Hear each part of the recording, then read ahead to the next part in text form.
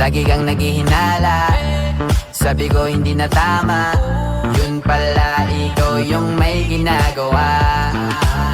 Kala mo hindi ko malalaman, ang sikreto lalabas pagkatagalan. Kaso mali yung kinukwento mo at nalaman ko na. Kasi kinakalat mo na ako yung nagloko. Tama ba yan? Eh kaso lang ngayon malalaman na yung totoo.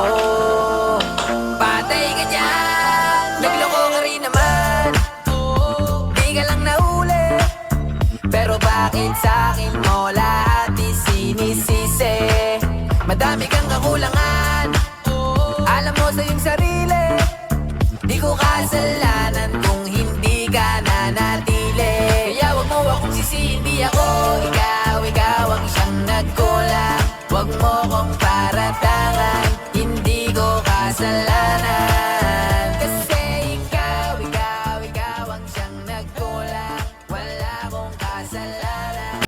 Hello, kumpadre. Kailangan natin makasiguro na lahat ng mga transaksyon natin ay makakapagbigay sa mga malalaking kumpanya na makakapagbigay sa atin ng malaking kita. Boss, huwag kang mag-alala. Dahil sa bawat transaksyon na magaganap, nandito ako, ang protection mo.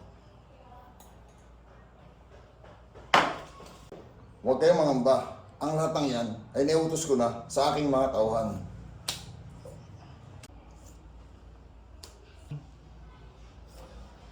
Uy! Toong init!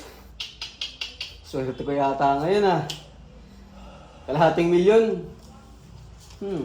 Kung sa bagay, barya naman sa akin to eh. Uy! Swerte ko talaga. Cheers tayo!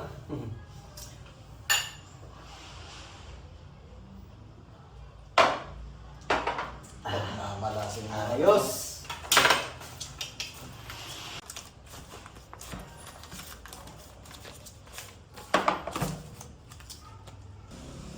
Uy, swerte. Ayun ang nangyari dyan.